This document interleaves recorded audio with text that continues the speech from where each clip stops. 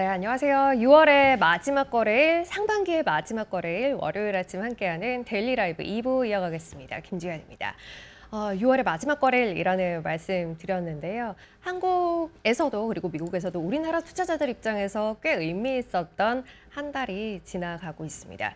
관세 이슈로 고점에서 멀어졌던 미국 증시 주요 지수도 지난 금요일 기준 S&P 500과 나스닥 사상 최고가를 넉 달 만에 경신했고요. 코스피도 새로운 정부 정책에 대한 기대를 반영하며 최근 한 달 사이에 무려 18%가량 상승하기도 했습니다. 6월이 마무리되고 또 새로운 한 달이 시작되는 이번 주 이 같은 흐름에 영향을 미칠 만한 변수는 뭐가 있을지 그리고 이번 주 주요 일정까지 함께 챙겨보도록 하겠습니다. 김석환 수석연구위원 모셨습니다. 안녕하세요. 안녕하십니까? 네, 안녕하세요. 1년이 반이 훅 지났네요. 그러니까요. 그러니까요. 시간이 네. 빠릅니다. 시간이 갈수록 더 빠르게 가는 걸로 느껴진다고 하는데 겁이 그러니까요. 나네요. 네. 자, 다행히 올해 이제 상반기를 마무리하는 현재 구간에서 나쁘지 않은 모습들을 시장에 보여주고 그렇죠. 있어요. 네, 해서 현재 상황에 대한 점검을 좀 해보도록 하겠습니다. 일단 오늘 준비한 주제부터 확인해 보도록 할게요. 자, 오늘은 나스닥 100과 한국이라는 키워드 일단 주셨는데 지수들이 성과가 꽤 좋았어요. 성과가 꽤 좋았죠. 그 이야기 좀 네. 해보도록 하고요. 이번 이제 7월 초에는 트럼프 대통령 입장에서 굉장히 중요한 일정들이 맞습니다. 있어요. 네, 상호간세 유예 기한이 다가오고 있기도 하고 또 이제 주요 정책에 대한 이제 의회 표결이 예정돼 있기도 한데요. 맞습니다. 그 이야기를 좀 해보도록 하고요. 이제 이번 주 또 고용지표 발표되는 것들이 있어요. 맞물려서 경기와 관련한 시사점까지 함께 짚어보도록 하겠습니다.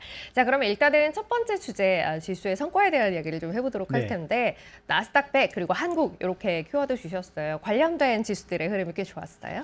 일단 이 나스닥 100 지수라든지 또는 한국 지수 같은 경우, 우리나라 이제 코스피 같은 네. 경우는 제가 이제 올해 상반기 내에 저점을 찾아보라고 하면 4월 2일에 네. 트럼프 대통령이 상호관세를 발표한 이후에 나타났던 그 일련의 낙폭들 사이에서 한 4월 9일, 그러니까 이 상호관세 유예를 발표하기 전 날인 한 4월 8일 내지 7일 정도가 이제 네. 연중 저점이라고 볼 수가 있겠는데, 그 연중 저점에서 지난주 금요일까지 보면 이게 지수가 뭐 대체적으로 한 30% 넘게 상승한 몇몇 지수들이 있는데 그 중에 하나가 나스닥 100 지수이고요. 그리고 또 하나가 우리나라 코스피 지수라고 네. 볼 수가 있겠습니다.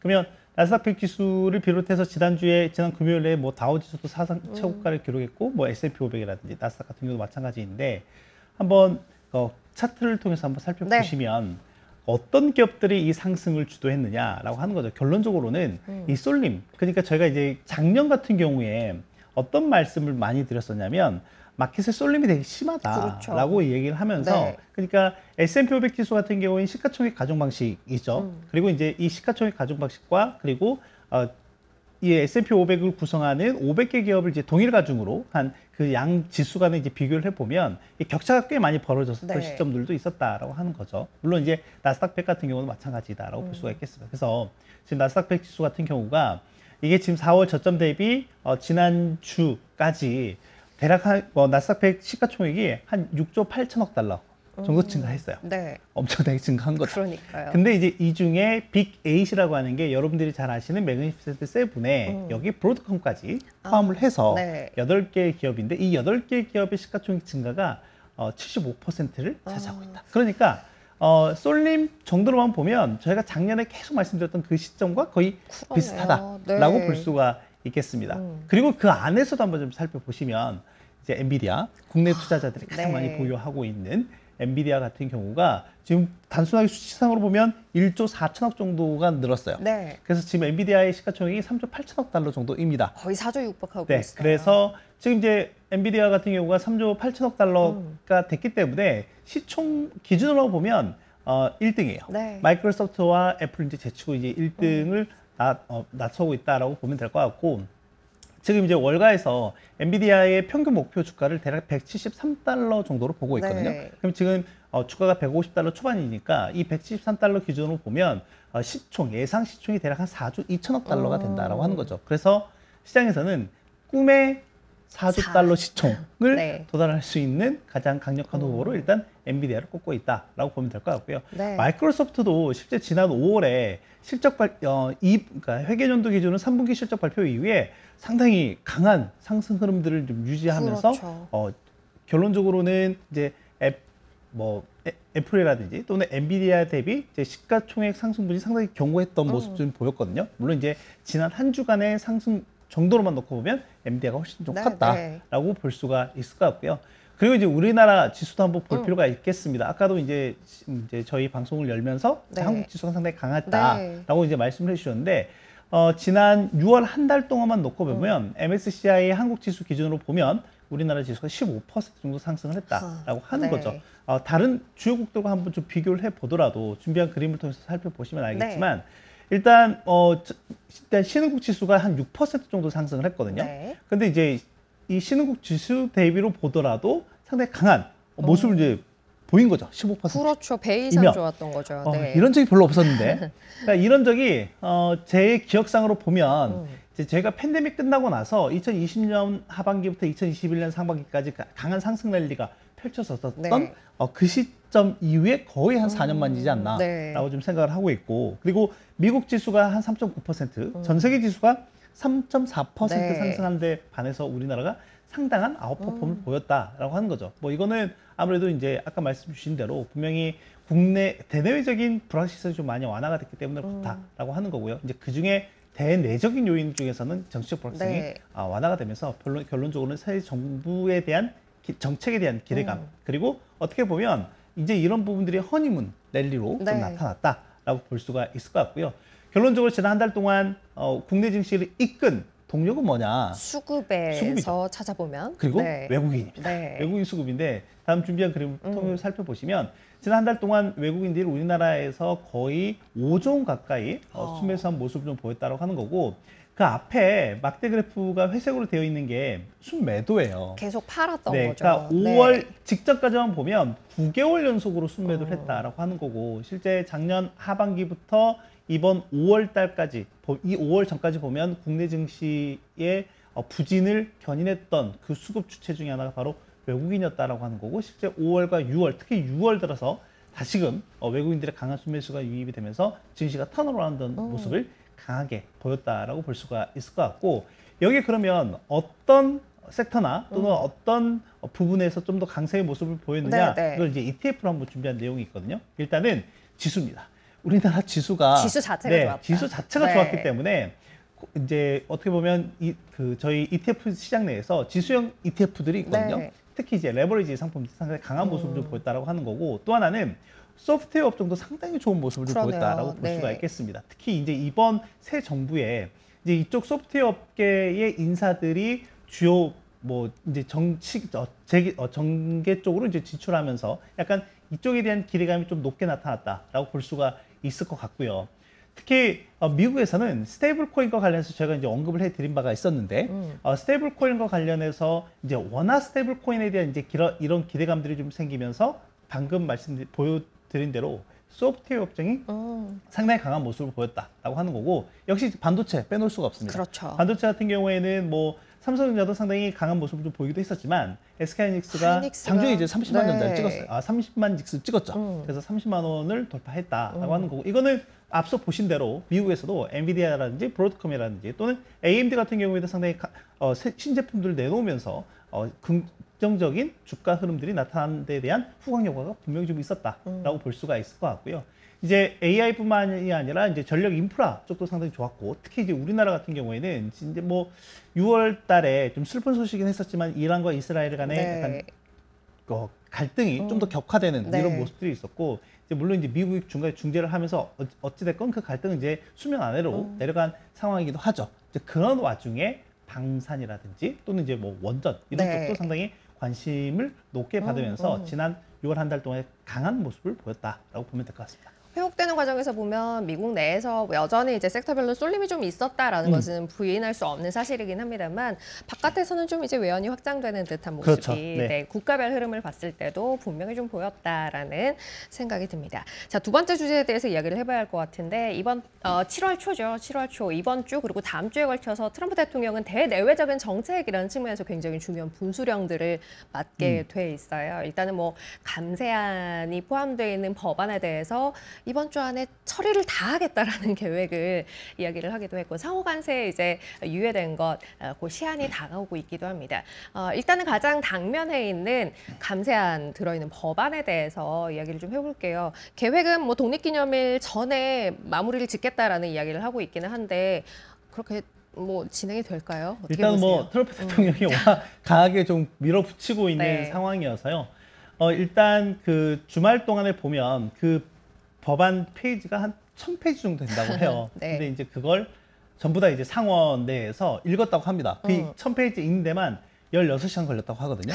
이제 네. 16시간이 이제 끝났고 이제 끝난 이후에 상원 내에서 이제 협의를 해 나간다라고 보면 될 것 같은데 일단은 통과시킬 수 있을 만한 표를 구했다라고 이제 내용은 네. 나오고 있어요. 나오고 있어서 이제 빠르면은 뭐 일단 오늘은 이제 협의를 해야 되니까 오늘은 이제 미국 현지 시각으로 협의를 해야 될 거고 그러면 빠르면 7월 1일 내지 2일 날 하게 될 것 같고 네. 일단 하원에서 이제 지난 5월 22일에 물론 이제 한 표 차이긴 했지만 통과가 된 부분이었고 이제 상원에서 약간 수정한 내용이 좀 있긴 하지만 여기에 대해서 이제 크게 뭐 이견은 있을 것 같지는 않다라고 본다라고 하면 타임라인 상으로 보면 처리 이번 주 내에 처리도 가능하다라고 네. 하는 거죠. 네, 그래서 일단 이 현재 빅 뷰티풀 법안이라고 이제 간소하게 네. 부르고 있는데 이게 이제 통과가 될 가능성이 꽤 높아졌다라고 보면 될 것 같고요.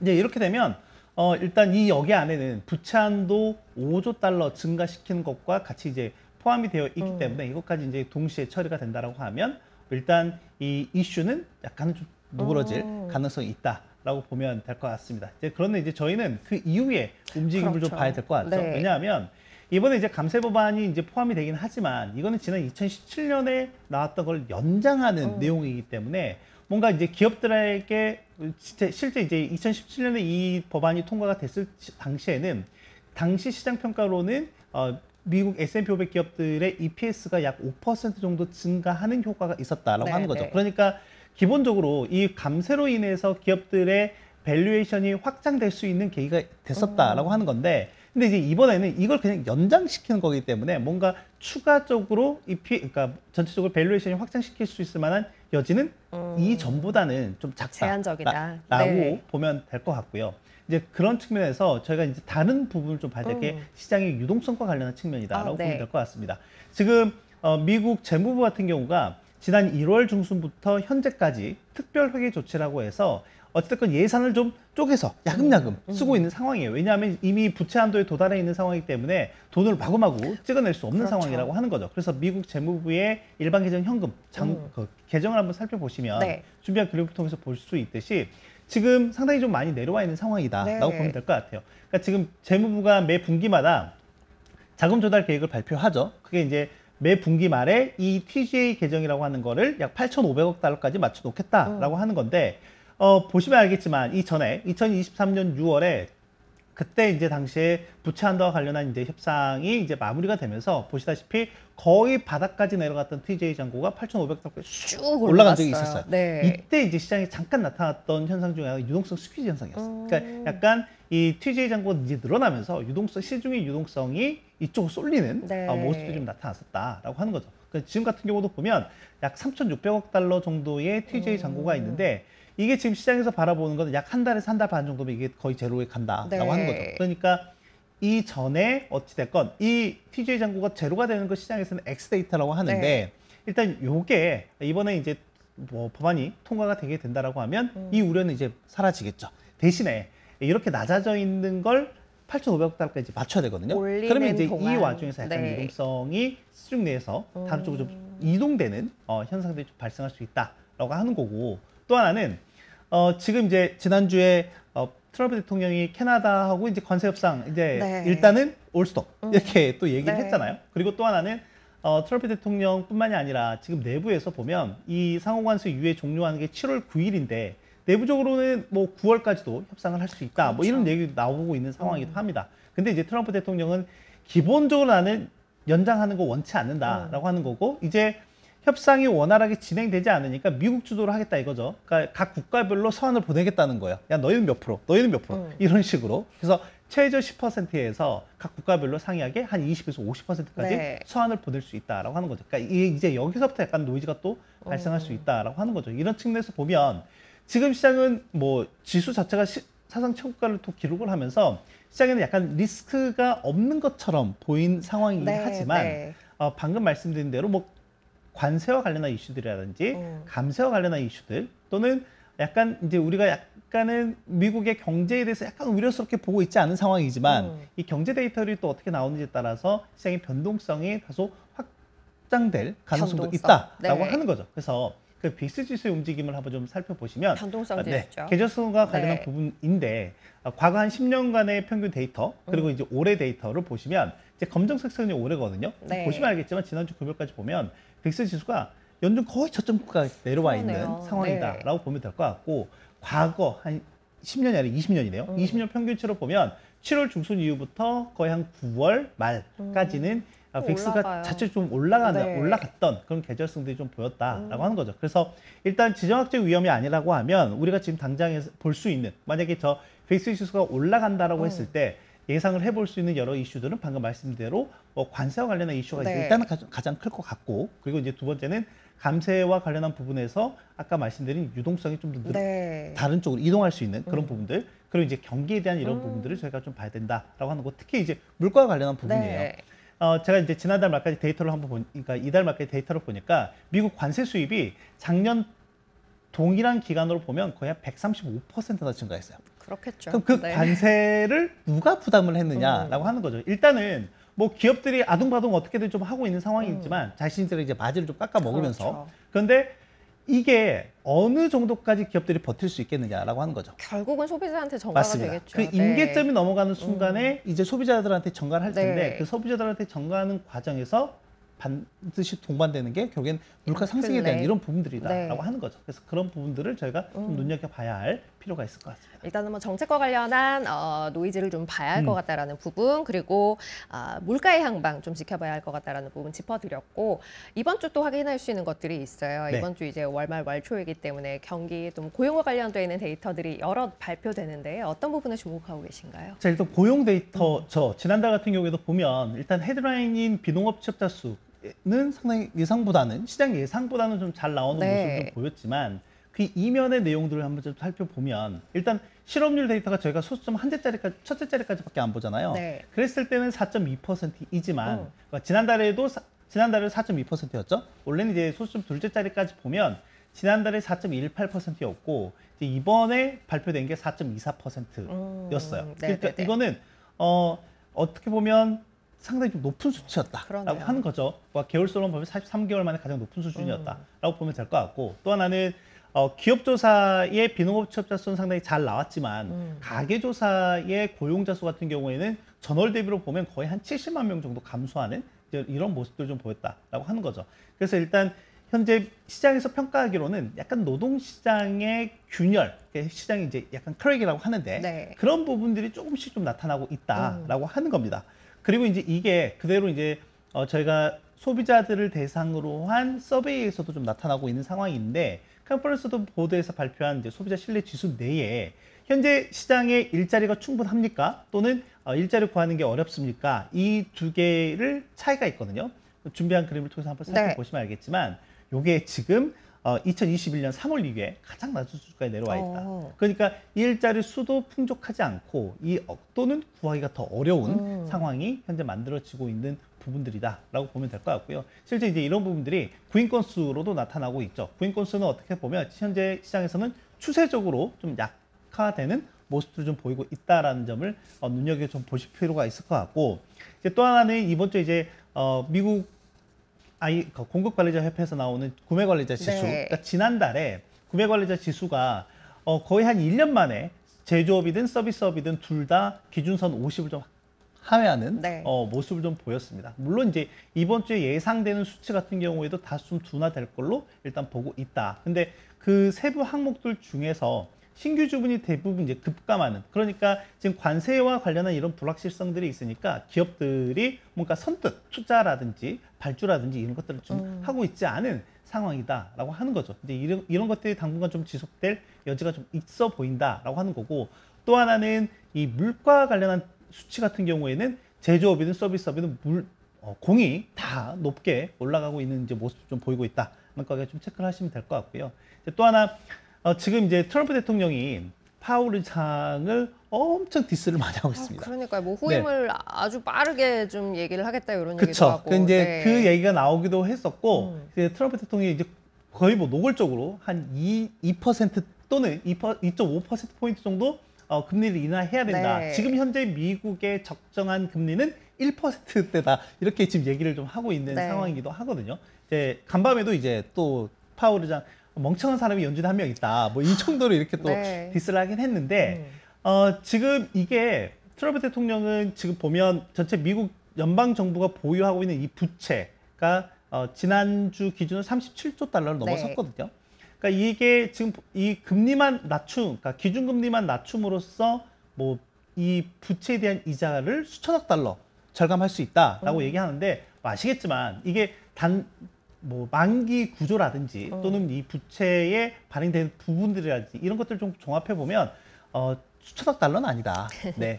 뭐 일단 수백억 달러 정도는 절감할 가능성은 있다. 네. 아까 말씀드린 트럼프 대통령의 요구대로 한 2%포인트를 한번 낮추면 그 정도다라고 이제 보면 될 것 같고요. 어찌됐건 지금 어쨌든 약간 정치적인 수사들이 좀 포함이 되어 있는 거니까. 근데 이게 금리를 낮추면 정부의 부채에 대한 이자 비용뿐만이 아니라 가계가 보유하고 있는 부채도 역시 이자 절감 효과가 있다라고 네. 하는 겁니다. 준비한 그림 중에 하나가 뭐냐면 가계 부채 중에서 그래도 가장 큰 부분을 차지하고 있는 게 모기지 네. 부채인데, 주택에 대한. 네, 이 모기지 부채에 대한 평균 이자율을 한번 살펴보시면 그래도 그 팬데믹 기간에 그 저금리, 거의 제로금리일 때 상당히 많은 사람들이 이때 이제 모기지 대출을 받았고 네. 주택을 많이 구입을 하기도 했었어요. 자, 그런데 기본적으로 이제 이 효과가 끝나고 난 2023년 4년으로 이제 넘어오면서 이자율이 계속 좀 상승을 하고 있는 상황이고, 지난달 말 기준으로 보면 평균 이자율이 4%가 넘어가고 있다라고 하는 거예요. 이게 24년 초에 2%였거든요. 네. 그러니까 평균 이자율이 2%에서 4%가 되니까 이자 비용이 배로 이제 된 거고, 그렇죠. 이 4%는 어떻게 보면 2013년 2월 이후에 가장 높은 수준이다라고 보면 될 것 같습니다. 그런데 지금 연준의 기조는 뭐죠? 계속해서 고금리를 좀 더 장기화하겠다라는 이제 네. 이 기조가 좀 지속이 되고 있기 때문에, 이건 이제 평균 이자율이기 때문에 시간이 지나면 지날수록 좀 더 높아질 그렇죠. 여지가 있다라고 보면 될 것 같고, 이 이자율 결론적으로 이자율이 높아지게 되면 월 상환 부담이 커지게 되죠. 이제 그렇게 되면 다른 소비를 더 줄여야 될 수밖에 없는 이런 구조적인 상황에 직면해 있고, 실제 지난주 이제 블룸버그에서 나온 기사도 보면 저희가 이제 소득 분위별로 한번 좀 나타내 보면, 지금 미국의 소비를 견인하고 있는 주체는 소득 상위 10%다라고 네. 하는 거죠. 소득 상위 10%이면 그래도 연봉이 한 30만 달러 정도 이상이 돼야 된다라고 네. 보면 될 것 같고요. 물론 그보다 더 부자들이 훨씬 더 이제 그렇죠. 미국은 많기 때문에, 그러면 나머지 소득 분위에 있는 사람들은 소비 자체가 계속해서 감소하고 있는 상황이다라고 볼 수가 있겠습니다. 시장 안에서도 사실 뭐 이제 쏠림이 여전합니다라는 이야기를 했는데, 경제가 돌아가는 것도 사실은 요 소득 분위 안에서의 쏠림이 그렇죠. 있기 때문에 끌어가고 있는 것이다. 다만 이제 그 안을 들여다보면 이게 언제까지 지속 가능한 구조인가, 건강한 구조인가에 대해서는 고민이 좀 필요한 시점인 것 같고, 어쨌든 어려운 사람들은 어려운 구간을 계속해서 겪어 나갈 수밖에 없는 맞습니다. 상황이기 때문에, 뭐 트럼프 대통령 입장에서도 파월 의장에 대한 강력한 이야기들을 계속해서 하지 않을까라는 생각이 들기도 합니다. 자, 이번 주에 예정된 일정들 마지막으로 짚어보도록 하죠. 오늘 이제 우리나라에서는 5월 산업생산 소매 판매 발표되는데요. 좀 전에 나왔습니다. 전 산업생산은 2달째 감소를 했고요. 소매 판매 역시, 그리고 투자 역시도 석 달째 감소하는 모습을 보였어요. 중국에서는 오늘 국가통계국 6월 제조업, 비제조업 PMI가 공개됐고요. 내일이죠. 7월 1일엔 6월 한 달 우리나라 수출입 통계가 발표될 예정입니다. 미국에서 6월 ISM 제조업 PMI 9인 이직 보고서 졸츠가 발표될 예정이고요. 이외 미국에선 수요일에 6월 ADP 민간 고용 나옵니다. 목요일엔 고용 보고서 공개되고요. 미국 독립기념일로 금요일이 휴장이에요. 목요일은 조기 폐장한다는 것, 그리고 파월 의장, 오스탄 구스비 시카고 연은 총재 같은 연준 주요 인사들의 발언도 주중 내내 예정돼 있다는 것도 함께 챙기시면 좋겠습니다. 자, 이렇게 이번 주 일정까지 정리해드렸고요. 주요 이슈에 대한 이야기 김석환 수석연구위원 모시고 함께했습니다. 고맙습니다. 감사합니다. 네. 자, 오늘 데일리 라이브는 여기서 마무리하도록 할게요. 저희는 다음 시간 다시 뵙겠습니다. 7월에 만날게요. 고맙습니다.